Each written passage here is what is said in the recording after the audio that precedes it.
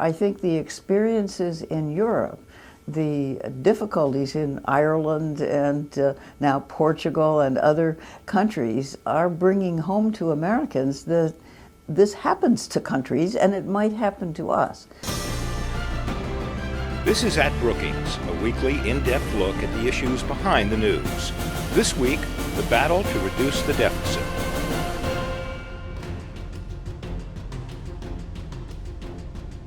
Economists warn that the growing national debt and deep deficits threaten the nation's economic health. The issue was a factor in the 2010 midterm elections, and two recent commissions have produced plans to bring the budget under control. Federal budget expert Alice Rivlin says that policymakers will have to make some tough choices, but it's got to be done.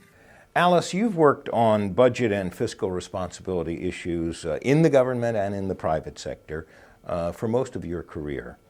Set the stage for us. Just how bad is the budget deficit problem that we're facing today, and how does it compare historically?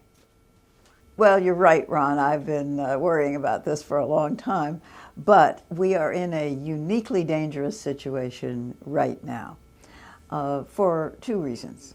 One is that our debt in relation to the size of our economy is bigger than it's been in a long time. And the other reason is that we are facing a demographic and health cost tsunami. The baby boom generation, which we used to think of as far in the future, someday they'd retire, but hadn't yet, is retiring even as we speak. And more importantly, health care costs are going up rapidly, faster than the cost of anything else. And the combination means that federal spending will rise very rapidly because of the promises made over time.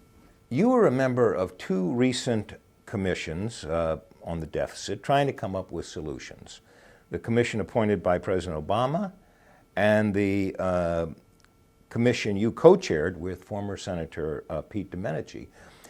Can you briefly summarize the recommendations that those panels came up with and the key differences?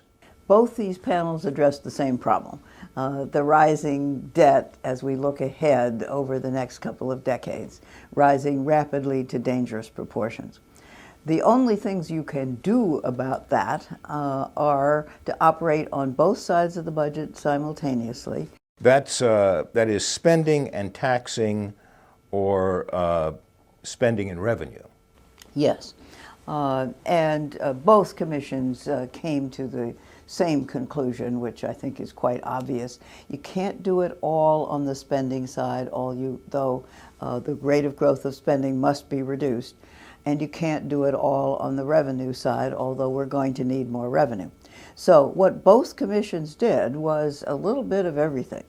Restrain discretionary spending, both domestic and defense, reform the principal entitlement programs of Social Security, Medicare, and Medicaid, most importantly the health care ones, and drastic reform of the tax system so that raising more revenue will be done by a fairer and simpler tax system. Do you share the concern that unless we act, we could face another financial crisis, maybe even worse than the one we're coming out of now?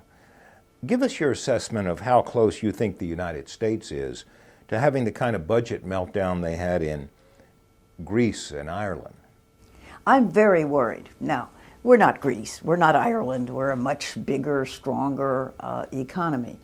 But we have had the advantage, if you think it's an advantage, of being able to borrow enormous sums of money in world markets simply because we were large and strong and because we could borrow in our own currency.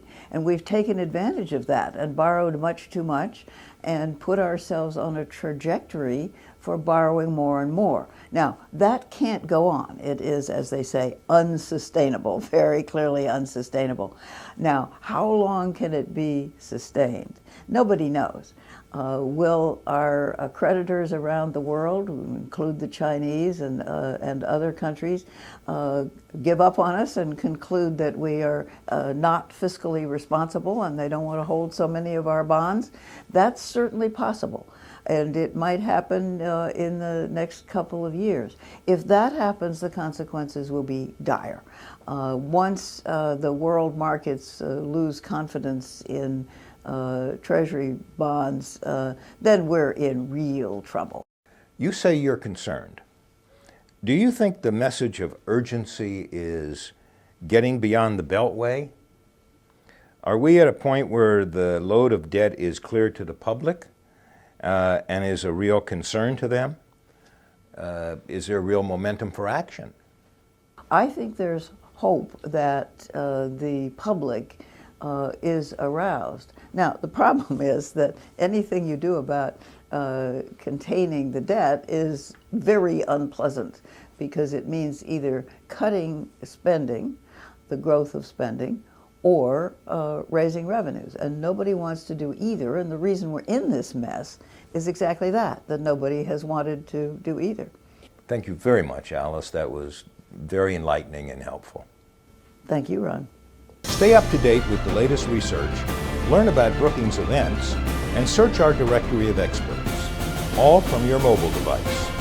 To download Brookings for your BlackBerry, Android, or iPhone, go to brookings.edu/mobile.